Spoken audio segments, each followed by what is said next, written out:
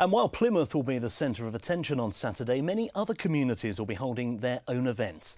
In London, the Mayor Boris Johnson attended a ceremony at City Hall, where he also signed the Armed Forces Community Covenant. James Hurst was watching. This is the image of the armed forces that London perhaps sees most often on ceremony. But as the band of the Blues and Royals played, personnel from all three services just back from operational duties gathered outside City Hall, along with veterans who fought for the city's safety in the past.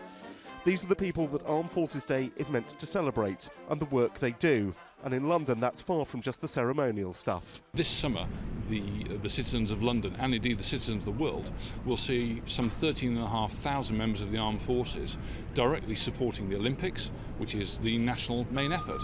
London's mayor said today wasn't just about symbols. That's why Boris Johnson signed an Armed Forces Community Covenant, along with the chair of the London Assembly and leaders of London's public services.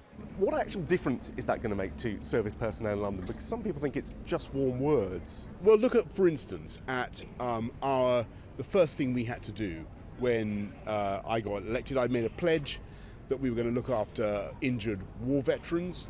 And we did, and we gave them free travel on our systems, on the bus, the tube, the DLR. I mean, that was 4 years ago. Give us some examples of how this is actually going to change life for service personnel in London. Well, I think what has to, I can't give you a brilliant example, is the honest truth, but because I've already come up with, I've already given the best example I can think of. But for instance, suppose in provision of housing.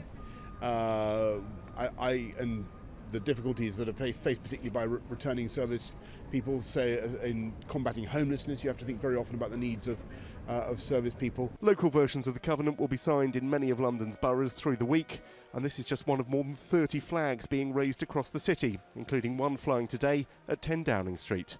James Hurst, Forces News, City Hall, London.